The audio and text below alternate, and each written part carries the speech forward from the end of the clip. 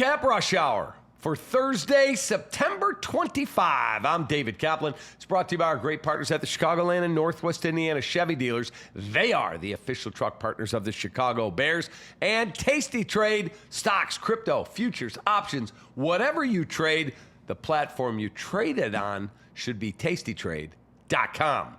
Well, the Chicago Cubs and the Mets will play the finale of their three-game series tonight at Wrigley Field with first pitch at 6:40. Cade Horton, who was pulled after just 3 innings of work 2 nights ago in a game the Cubs led 6-1 and went on to blow and lose 9-7. Horton was pulled with his back tightening. At the time, the Cubs said they believe it's nothing major and that it would be a day-to-day situation. What I'm hearing today is they still look at it as day-to-day, but he did have an MRI. There is some concern it could be more than what they said on Tuesday evening. We await word. We'll give it to you here on the recap.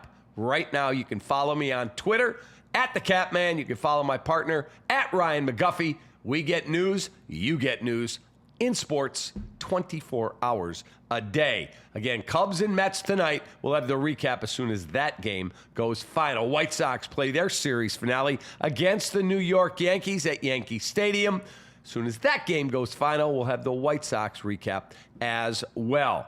Now, football news. Here's the latest on the Bears injury front. Cole Kmet was upgraded to a full participation man on Thursday. Still no Darnell Wright, Colston Loveland, Kyler Gordon, TJ Edwards, or Grady Jarrett. All of them missed practice today. We'll see who plays on Sunday in Las Vegas. I'm leaving tonight. I will be out in Vegas this weekend, and we'll be reporting from Sin City. Jets quarterback Justin Fields returned to practice Thursday, raising hope he will clear the NFL concussion protocol in time to start Monday Night Football against the Dolphins. Quote, he still has to go through the whole protocol before he's totally cleared, but I like where he's at, Coach Aaron Glenn said before practice in Florham Park, New York today. Nick Bosa will have his ACL reconstruction on Friday. He is done for the year for the 49ers. Also, our Ankin Law Question of the day, 312-6 million for the best personal injury attorney in Illinois. That's Howard Ankin. Go to ankinlaw.com to get him.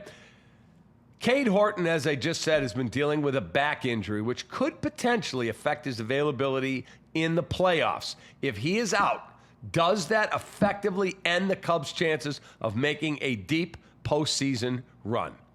Yes, no, and why? Tell me what you think. They do have some veteran pitchers there. Think about it. Best response, you'll get a gift card to Lou Malnati's, and they have that limited time offering. Now back regularly on the menu, it's the Buffalo Chicken Pizza. LouMalnati's.com for a location near you. And you got to hear this stat. Take this one to your friends and family. Listen to this. Our Four Seasons, heating, air conditioning, plumbing, and electric stat of the day. In MLB history, there have been over 100,000 instances of a player coming into a season having never hit 35 home runs or more up to that point in his career.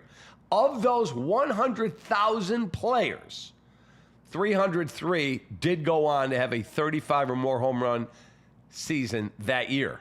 114 of those hit 40 or more. 44 of those hit 45 or more. 13 of them went on to hit 50 or more. 3 hit 55 or more. 1 dude hit 60.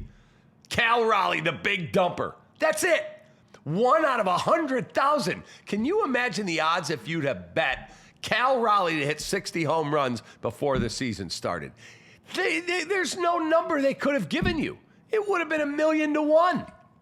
Exactly right. That's why it pays to look for long shots once in a while. Again, I'll be in Vegas. If you're headed out there, I'll be around. Stop me and say hi. Bear down, baby. Take that.